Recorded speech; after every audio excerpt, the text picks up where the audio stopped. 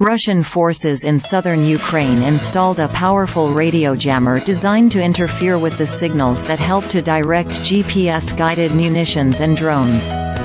Last week, Ukrainian forces blew up the Pol-21 GPS jammer with an apparent GPS-guided bomb. The irony wasn't lost on the Independent Conflict Intelligence Team.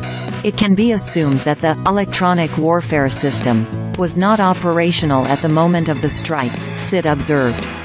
The Pol-21 system is a combination of antennae and powerful radio signal generators that can interfere with the radio links between GPS satellites and the drones, cruise missile and precision-guided bombs, such as the American Joint Direct Attack Munition, that rely on GPS for guidance. A Pol-21 is effective out to 15 miles or so. The Pol-21 is designed to protect strategic assets and infrastructure, the U.S. Army explained. It's not clear exactly which assets the Pol-21 in southern Ukraine's Zaporizhzhia Oblast was protecting, but it's worth noting that Zaporizhzhia is the locus of Ukraine's 4-month-old counteroffensive, and an obvious place for the Kremlin to concentrate its best jammers.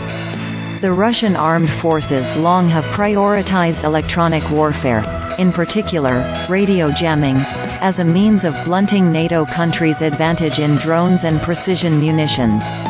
Moscow is stepping up its efforts to renew and modernize the EW inventory, the Estonian Defense Ministry explained in a 2017 report.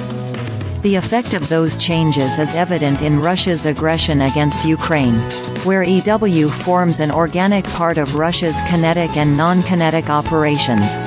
As the Ukrainians have adopted more unmanned aerial vehicles and Western-style munitions, the Russians have doubled down on their EW infrastructure in occupied Ukraine.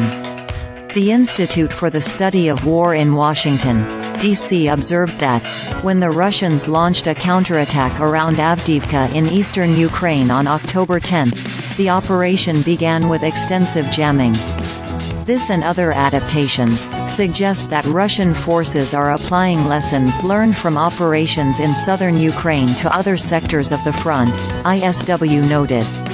The more the Ukrainians rely on GPS, the more the Russians try to jam GPS, and the more the Ukrainians target the jammers. In the 21 months since Russia widened its war on Ukraine, Kyiv's forces have destroyed at least 4 dozen Russian jamming systems, each of which might cost tens of millions of dollars. The Ukrainian operation to eliminate the Pol-21 apparently began with drone reconnaissance by the Ukrainian intelligence service's White Wolf group. After a drone identified the Pol-21's unique antennae arrangement, a Ukrainian Air Force fighter, a Sukhoi Su-27 or Mikoyan MiG-29, reportedly lobbed a JDAM at the system. Note that both of the Ukrainian systems involved in the strikes, the drone and the bomb, rely on GPS.